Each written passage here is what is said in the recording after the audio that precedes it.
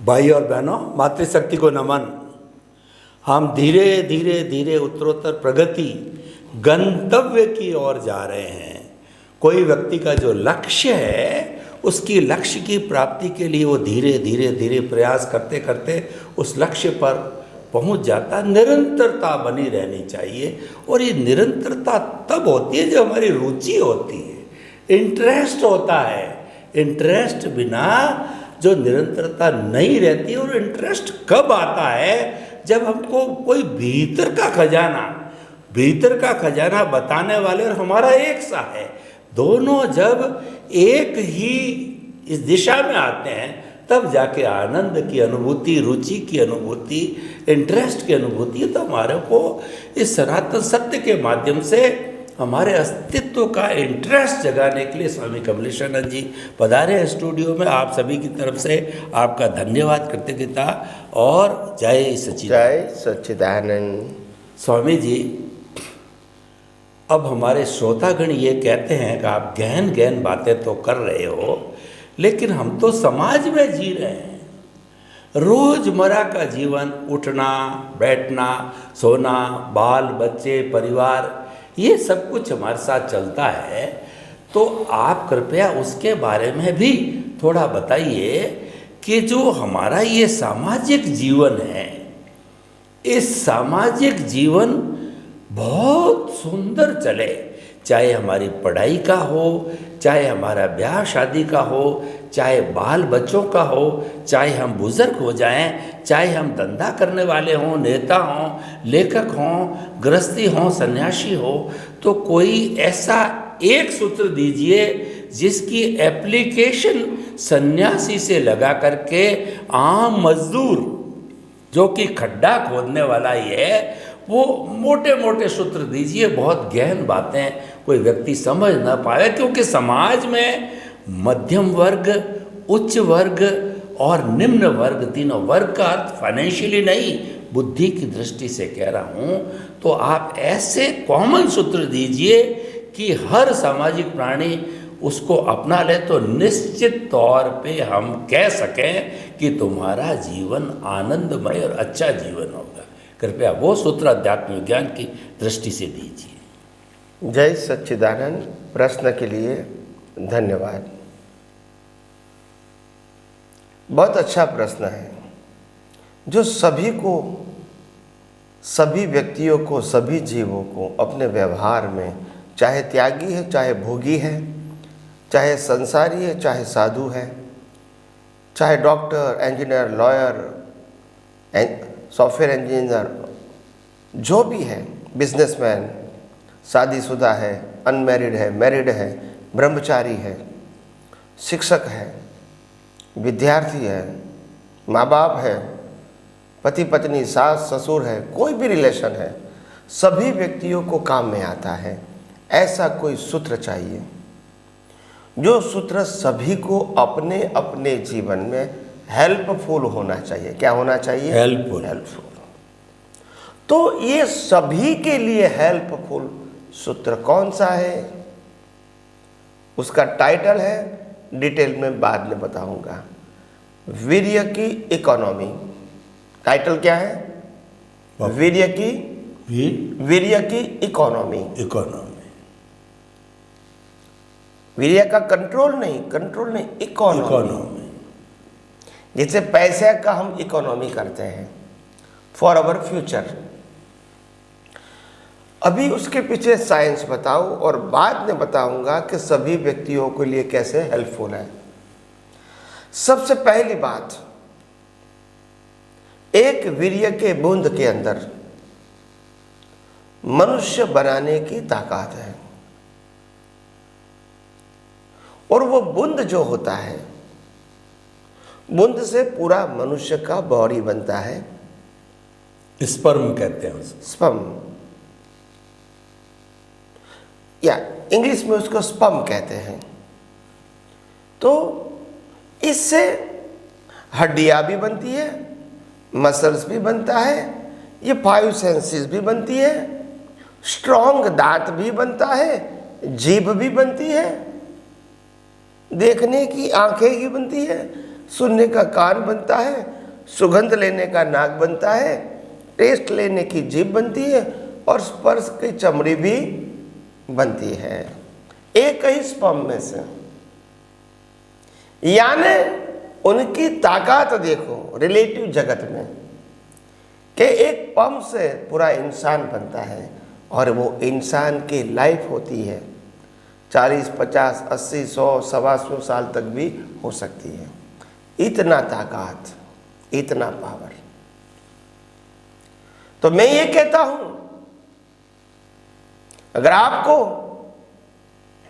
अच्छी मां बनना है तो भी वीर्य की इकोनॉमी जरूरी है, क्योंकि आपका बॉडी अच्छा रहेगा। Waste of time and energy करने की ज़रूरत नहीं। आपकी एनर्जी को सेव करो, अननेसेसरी वेस्ट मत करो। दे सर्वाइव एंड जो सर्वाइव रहने के लिए और आपकी बॉडी को हेल्दी रखने के लिए इम्पोर्टेंट है। अगर आपको अच्छा पिता बनना है तो भी वीर्य की इकोनॉमी जरूरी है। अगर आपको अच्छा स्टूडेंट बनना है, स्कूल, कॉलेज, मास्टर डिग्री या पीएचडी का, तो भी ये जरूरी है। अगर आपको lawyer, doctor, chartered accountant, engineer बनना है या सॉफ्टवेयर इंजीनियर बनना है तो भी ये जरूरी है। आप साधु संत सन्यासी है तो भी जरूरी है। आप राजनेता है या सामाजिक नेता है तो भी जरूरी है। आप राजा है या पटावाला है तो भी जरूरी है। आप कारकुन है या नौकर है या बॉस है तो भी जरूरी है। आप सैनिक है या खेडूत है तो भी जरूरी है। यानी हर क्षेत्र के अंदर ये जो सूत्र है कि वीर्य की इकोनॉमी, मतलब हम ब्रह्मचर्य की बात नहीं करते हैं, मगर try to save your energy, because एक बूंद के अंदर पूरे मनुष्य को बनाने की ताकत है। अगर वो ताकत आपने सेव कर दिया तो आपकी बॉडी में क्रांति आएगी। आपका मन, आपकी बुद्धि, आपकी भाषा, आपका बर्तन अपने आप शक्तिशाली बन जाएगा। अगर वेस्ट करोगे तो कोई बेनिफिट, थोड़े क्षण के लिए मनोरंजन मिलेगा। बच्चे तो इतने पैदा नहीं कर सकते हैं, मगर हम हमारी एनर्जी को वेस्ट तो कर सकते हैं क्षणिक आनंद के लिए। तो मैं कहता हूँ पूरे समाज के लिए, पूरी सोसाइटी के लिए और सोसाइटी के हर तबके के लिए मैं ये बात करना चाहता हूँ कि सभी को, सभी जीवों को सोच समझकर अपने इंडिविजुअल बेनिफिट के लिए अगर वो वीर्य की इकोनॉमी करते हैं तो मैं समझता हूँ सभी फील्ड के लोग शक्तिशाली बन जाते हैं। और हमारे भारतवर्ष की जो परंपरा थी 4 आश्रम की, ब्रह्मचर्य आश्रम, गृहस्थ आश्रम, वानप्रस्थ आश्रम और संन्यास आश्रम, ये जो 100 साल की 25-25 साल की जो परंपरा थी, इसमें सिर्फ अब्रह्मचर्य गृहस्थ आश्रम में ही होता था। बाकी का ब्रह्मचर्य आश्रम, वानप्रस्थ आश्रम और संन्यास आश्रम में ब्रह्मचर्य ही होता था। ये कोई नई बात नहीं थी, ये वो कॉमन थी और सबके लिए थी। क्या बताया? सबके लिए। तो इसीलिए उस जमाने में लोग भी कैसे थे? शक्तिशाली थे। आप समझे? तो इसीलिए मैं लोगों को रेकमेंड करता हूं कि हो सके इतना सोच समझ के आपकी ताकत जो वीर्य है, क्योंकि आपको तो शायद मालूम है कि नहीं मालूम मेरे को, मगर मैं आपको बताना चाहता हूं कि हमारे शरीर में जो लोई बनता है, 20 दिन के खुराक का जो लोई बनता है, उसमें से एक वीर्य का टीपा बनता है। ये साइंटिफिक बात है। सप्त धातु बनती, वीर्य बनता है। तो कहने का मतलब ये है 20 दिन के फूड का ट्रांसफॉर्म होके ब्लड बनता है, उसमें से सार रूप वो वीर्य बनता है। अगर वो वीर्य हमने वेस्ट कर दिया तो हमारी एनर्जी वो दोबारा नहीं आएगी, फिर दोबारा ही फूड के लेकर प्रोसेस करना पड़ेगा। तो इसीलिए इतना शक्तिशाली होने के नाते मैं आप सबको ये निवेदन करता हूँ, रिक्वेस्ट करता हूँ, सजेशन करता हूँ कि हो सके इतना वीर्य की इकोनॉमी करो। वीर्य की इकोनॉमी का मतलब ऐसा नहीं कि बच्चे को पैदा नहीं करना है, ये बात नहीं है। अखंड ब्रह्मचर्य की बात नहीं है, मगर हो सके इतना आपकी ही एनर्जी को, जैसे पैसे को वेस्ट नहीं करते हो ऐसे उसको भी वेस्ट नहीं करो। So that is my suggestions. और ये सबके लिए है, इसमें साधु संत सन्यासी त्यागी भोगी और सभी पोस्ट के लोग आ गए हैं।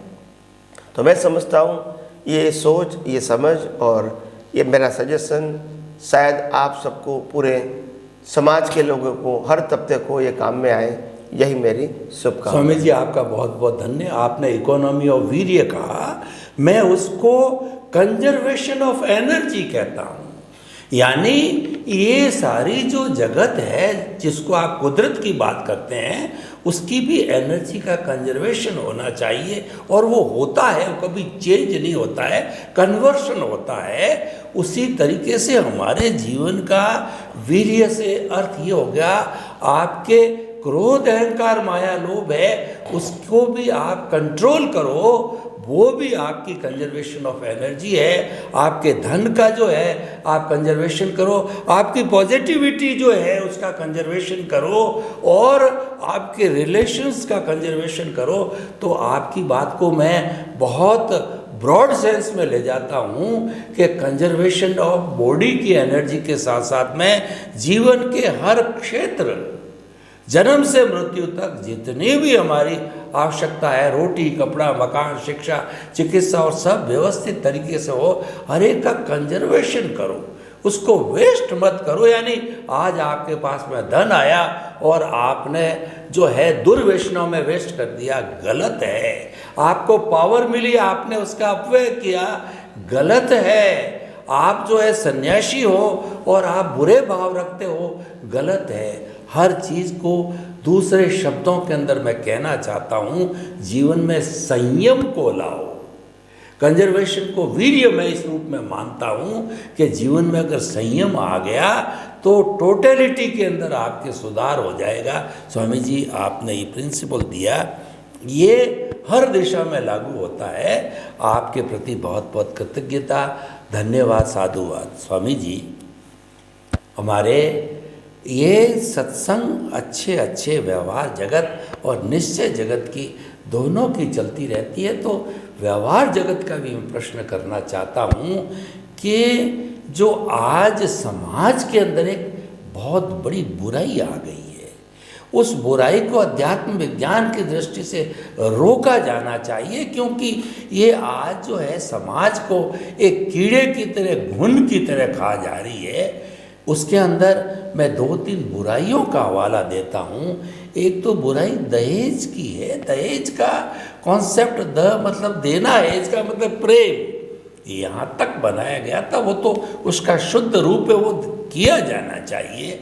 और दूसरी जो है, हम ब्याह शादी के अंदर कितनी बड़ी फॉर्मेलिटी करते हैं, बच्चा बच्ची को देखता है, और आजकल तो लड़के लड़की पे छोड़ दिया। सब कुछ करने के बाद माता पिता अपनी हैसियत से बड़ी खुशी के साथ में करोड़ों रुपया खर्च करता है, समय श्रम और धन का नियोजन करता है, और 4-6 महीने बाद हुआ मालूम पड़ा कि लड़की घर बैठी है और डाइवोर्स की स्थिति आ गई। मैं मेरी बात करूं, 58 वर्ष हो गए, हमको लग रहा है कि 58 दिन ही हुए हैं, 58 मिनट ही हुए हैं, क्योंकि हमने प्रेम को रखा, हमने आपसी जो है वो जो है बराबर समन्वय को रखा, तब ये स्थिति 58 वर्ष में भी हमको फील नहीं हुआ। लेकिन ये तो 6 महीने में ऐसे रिजल्ट आ रहे हैं। तो स्वामी जी ये दहेज और ये डाइवोर्स इतना ज़्यादा एक दावानल के रूप में फैल गया है, तो ये सामाजिक बुराई को भी सुधारना पड़ेगा, तभी मनुष्य का जीवन सुधरेगा। क्योंकि सारा समय तो इन 2 चीज़ों पे ही लग रहा है, धन इकट्ठा करता है और चला जाता है, और मांग यूं क्यों बढ़ती है, फिर भी आनंद कहाँ। तो कृपया इन दोनों को जो कैसे रोका जाए, जो विचार क्रांति आप कहते हैं, वो भी इसके अंदर अध्यात्म विज्ञान की दृष्टि से रिलेटिव व्यू पॉइंट्स आप दीजिए, ताकि कि हमारे समाज में सुधार आवे। क्योंकि आप अध्यात्म विज्ञानी हैं, आपको सोशल रिफॉर्मर उसके साथ जुड़ा हुआ है, उसी के लिए आप अध्यात्म विज्ञान देते हैं, तो कृपया इसको भी थोड़ा प्रकाश डालिए। जय सच्चिदानंद। प्रश्न के लिए धन्यवाद। हमारे समाज के अंदर आज आप जिस प्रकार से प्रश्न के रूप में हमारे सामने प्रस्तुत किया कि दहेज प्रथा और डाइवोर्स ये बहुत हो चुका है। पढ़े लिखे लोग, पैसे से संतुष्ट लोग, सब कुछ सुविधा होने के बावजूद डिवोर्स ले लेता है और दहेज की मांग करता है। ये दोनों कमजोरी जो हमारे समाज में है वो कैसे दूर हो जाए, कौन से समझ से, सोच से? तो सिंपल बात यह है कि हमारे समाज के अंदर ये जो दूषण आया उसका मतलब ये था कि माँ बाप अपनी बच्चे के लिए सुखी देखने के लिए जितना भी धन होता है वो देने के लिए तैयार हो जाते हैं, मगर मेरी बच्ची सुखी रहे। वो दहेज नहीं थी, एक प्रेम था, और जो होता था तो वो देते भी थे, क्योंकि वो घर परिवार छोड़ देती है। तो इसीलिए माँ बाप को लगता है कि चलो भी घर परिवार को छोड़ देती है, कोई बात नहीं, हम इसको इतनी पैसा दे दे हमारे पास जो है वो, ताकि उसको पूरे जीवन में वो पैसा साधन सहायक बने। वो एक अच्छी व्यवस्था थी, ऐसा नहीं कि नहीं थी, मगर वो नियम के रूप में नहीं होनी चाहिए। क्या बताया? नियम के रूप में नहीं। जिनके पास जो भी है वो अपनी बच्ची को देना चाहते वो दे सकते, इतना ही देना चाहिए, वो कंडीशन नहीं हो, बाइंडिंग नहीं होनी। यस। तो एक ये प्रथा है कि ये नहीं होना चाहिए, और समाज में जागृति होना चाहिए कि अकेले माँ बाप के पैसे से हम आगे नहीं बढ़ सकते हैं। हम भी आज तो लड़का लड़की दोनों मेहनत कर सकते हैं, और इसलिए जिस प्रकार से लड़का मेहनत करके आगे बढ़ सकता है, लड़की भी मेहनत करके आगे बढ़ सकती है, और इसलिए पिता ने या माता पिता ने क्या दिया वो इम्पोर्टेंट नहीं रखता है। तो ये भी बात हमको समझने की ज़रूरत है। दूसरी बात आपने बताया कि डिवोर्स, पढ़े लिखे सोच समझ के प्रेम करके शादी करते फिर भी डिवोर्स लेते हैं, प्रेम करके शादी करने के बाद। तो इसमें कमी कहाँ आ गई फिर? तो देखो, कमी ये आ गई कि कमी हमारी सोच में है, दृष्टि में है, क्योंकि हमने मोह के बस सिर्फ रूप को देखा, और फिर रूप तो परमानेंट नहीं रहता है। और दूसरी बात, अगर एक रूप के अंदर हम मोहित हो गए, हो सकता है उससे कोई दूसरा रूप ज़्यादा मोह होगा तो हम इसको ये पसंद नहीं करेंगे, तो ये तो गलत हो गया है ना। तो मोह की निशानी वो ठीक नहीं है। हमको ये देखना चाहिए, भले रूप रंग अच्छे होने चाहिए, मगर सबसे बड़ी बात उनके अंदर क्वालिटी अच्छी होनी चाहिए, गुण होने चाहिए। यस, क्वालिटी होना चाहिए, ताकि उनका कैरेक्टर अच्छा है, उनके विचार अच्छा है, उनकी भावना अच्छी है, लोगों के साथ एडजस्ट होकर जीने की उसकी तमन्ना है, परिवार के लिए कुछ करने की तमन्ना है, संघर्ष करके भी परिवार को साथ में रखने की तमन्ना है, बच्चे को, बच्ची को और पूरे परिवार को एक साथ रख के कैसे सबका विकास होए, उसमें ही इसका विकास लगे।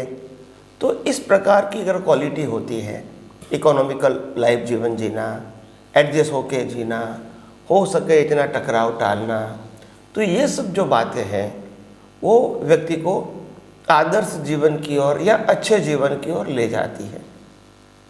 तो इसीलिए मैं समझता हूँ कि डिवोर्स होने का कारण बुद्धि तो ठीक है, मगर बुद्धि के अलावा जो दृष्टि होती है, पैसे से ही सुख मिलेगा, रूप से ही सुख मिलेगा, ये भ्रांति हमको तोड़नी पड़ेगी। आप समझे? रूप से सुख नहीं मिलेगा, क्योंकि ये रूप तो क्षणिक है, पैसे से सुख नहीं मिलेगा अगर आपकी भुगतान करने की क्षमता या समय नहीं है तो इसीलिए जो भी बात होती है वो ऐसा होता है कि सुख भी समझदारी से मिलता है, सुख भी आपस में जुड़ा रहने से मिलता है, सुख भी एक दूसरे के प्रति प्रेम होने से मिलता है, सुख भी एक दूसरे के प्रति हम फर्ज निभाते हैं तो मिलता है, सुख भी एक दूसरे की जिम्मेदारी निभाओगे तो मिलेगा, सुख भी साथ में रहने से मिलेगा। तो ये सब बातें हैं, ये हमको समाज के आम लोगों को समझनी पड़ेगी अपने ही जीवन को सुखी बनाने के लिए, स्वस्थ बनाने के लिए और बिना टेंशन वाला बनाने के लिए। क्योंकि लाइफ को आप क्षणिक मत मानो, लाइफ एक बड़ा समय है और इसके अंदर हम ऐसा कुछ करें ताकि हमारा जीवन भी धन्य रहे, हमारे बच्चे या परिवार का जीवन भी धन्य रहे और हमारे जीवन से हजारों लाखों लोग मार्गदर्शन लेकर उसी प्रकार से जीवन जीने का प्रयास करें, ऐसी हमारी भावना होनी चाहिए। तो मैं समझता हूँ ज़्यादा बुद्धि होने से, कमर्शियल बुद्धि होने से हर बात में जो प्रॉफिट एंड लॉस देखते हैं वो करेक्ट नहीं है। कैरेक्टर की भी कीमत होती है, क्वालिटी की भी कीमत होती है और उनका जो स्वभाव होता है उनकी भी एक वैल्यू होती है। सिर्फ पैसा या रूप ही इनफ नहीं है टू सर्वाइव गुड लाइफ, ये दोनों ही काफ़ी नहीं है, उसके अलावा बहुत कुछ चाहिए। मगर ये दोनों देखकर ही अगर हम शादी करेंगे पैसा और रूप से, तो मैं समझता हूँ सफलता मिलने की संभावना बहुत कम है, क्योंकि रूप भी परमानेंट नहीं रहेगा और लक्ष्मी भी परमानेंट नहीं रहेगी। तो इसीलिए मैं साफ साफ बोलता हूँ कि सभी लोगों को अपनी सोच बदलनी पड़ेगी और रूप और लक्ष्मी से ऊपर उठ के क्वालिटी की, एडजस्ट होने के स्वभाव की, ये सब कुछ बातें भी जीवन में समझनी पड़ेगी ताकि हमारा खुद का जीवन इतना ग्रेट बने, उनकी असर परिवार के ऊपर पड़े, बच्चे के ऊपर पड़े और जो हमारे समाज में हमारे नेबर्स हैं, रिलेटिव्स हैं और भी समाज के लोग हैं, उनके ऊपर भी प्रभाव पड़े ताकि वो भी इसी प्रकार का जीवन, संयुक्त जीवन जीने का प्रयास करें, एडजस्ट होकर जीवन जीने का प्रयास करें और इसीलिए उसके आधार से सभी का जीवन भी मंगलमय हो सकता है। स्वामी जी आपका बहुत बहुत धन्यवाद। आपने जो उपदेश दिया कि नज़रिया बदलो, तो मुझे याद आ गई कि आप दिशा बदल दो, आपकी दशा बदल जाएगी। आप नज़र बदल दो, नज़रिया बदल जाएगा। आप दृष्टि बदल दो, सृष्टि बदल जाएगी। यानी विचार क्रांति करनी पड़ेगी और एक अच्छा सामाजिक, पारिवारिक और जो हमारा इकोनॉमिकल लाइफ है सब में संतुलन बनाए रखो। यानी excess of everything is bad. उसमें जहाँ संतुलन प्रकृति का नियम है, व्यक्ति संतुलित रहेगा, मध्यस्थ भावों में रखेगा, मेंटेन करके रखेगा, तो कोई बिगाड़ होने की कोई गुंजाइश है ही नहीं है। आपके उपदेश शिरोधार्य करेंगे हम सभी लोग और अपने जीवन को धन्य बनाएंगे। समस्त श्रोताओं की तरफ से स्वामी जी आपके प्रति बहुत धन्यवाद, कृतज्ञता, साधुवाद और जय सच्चिदानंद। हमें बड़ा आनंद आ रहा है आपकी सत्संग से, आपके प्रति बहुत बहुत कृतज्ञता। जय सच्चिदानंद, जय सच्चिदानंद।